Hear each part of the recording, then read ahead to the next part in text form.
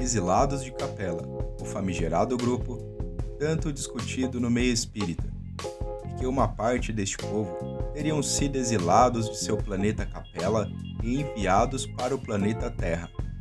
Mas qual seria a razão para tal exílio? E qual é a localização do planeta acreditado pelos estudiosos do assunto?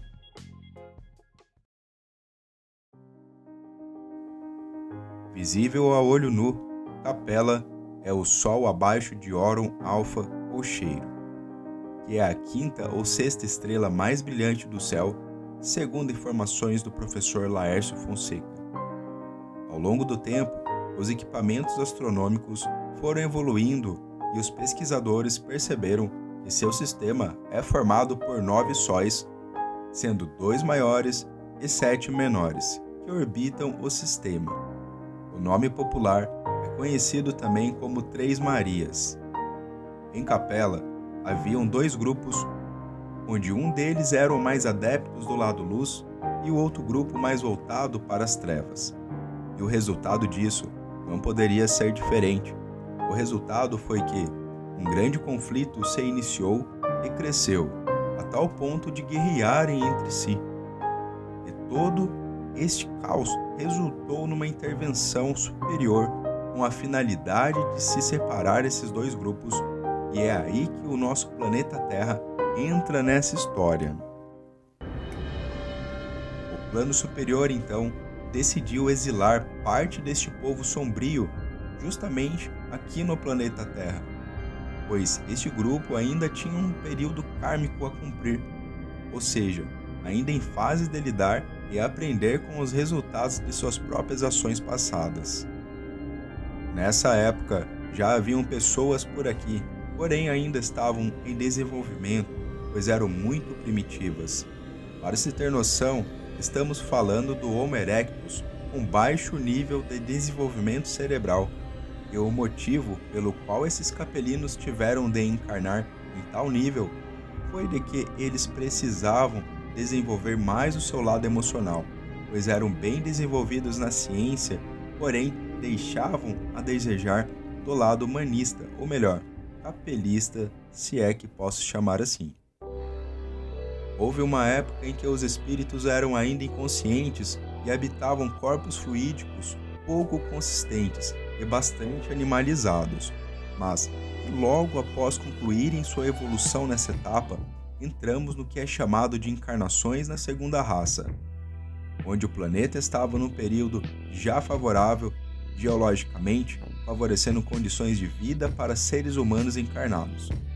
O início foi com a encarnação nos seres primitivos, a fim de gerar adaptação, e o cenário para isso dentro da tradição esotérica é o que chamam de continente da Lemúria. Ainda assim, eram animalescos, peludos e com grandes cabeças e braços longos. Comiam frutos e raízes e escondiam-se nas matas. Essa segunda raça evoluiu por milhares de anos. Já na terceira raça mãe, eles descobrem o fogo e formam famílias e grupos, andam mais eretos, e a lei do mais forte é o que valia ali. Quando termina esses ciclos e os corpos aqui apresentam condições melhores, começam as reencarnações dos capelinos em diversos núcleos por diversos povos. Porém, uma encarnação de raça maior causou diversas transformações em todos os sentidos, e devido ao grande contraste que isso trouxe, eles foram considerados poderosos e semideuses, pois construíram cidades em lugares altos, organizações sociais e desenvolviam muitas atividades superiores ao que se conhecia até aqui. Outra alteração que se desencadeou foram teorias e crenças em diversos conceitos espirituais que começaram a influenciar os povos, sendo que nem tudo era real, mas haviam muitas fantasias misturadas. Algumas ocorrências foram os gigantes que desceram e tomaram mulheres para si e as ensinaram diversas artes tidas como mágicas.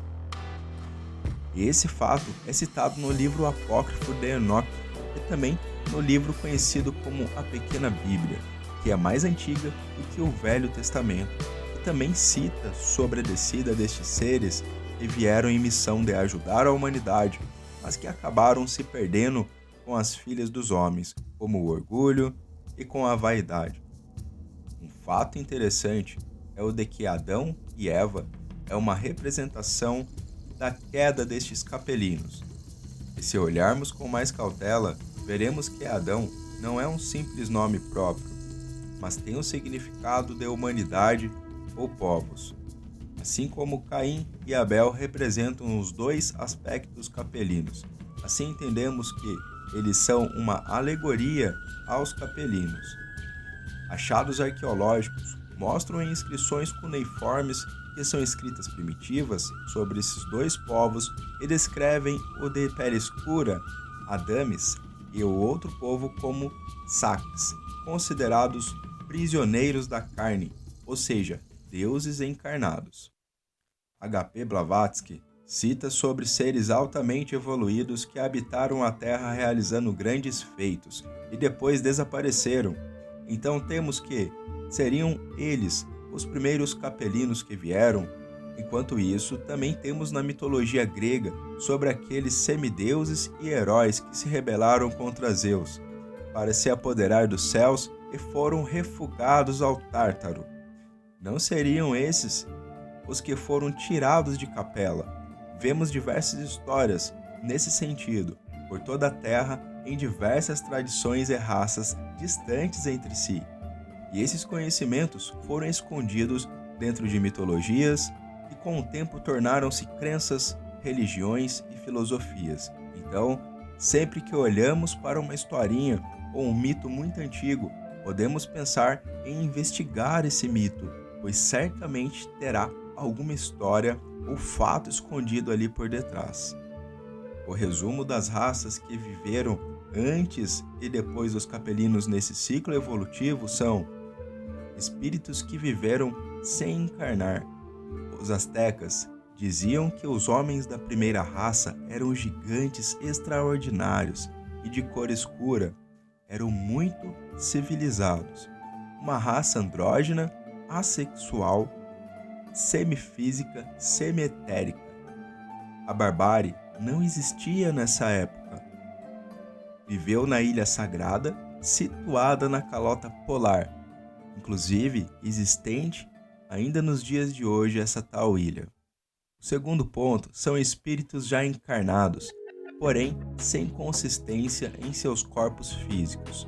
Foi a humanidade conhecida como Hiperbórea, a raça que se degenerou.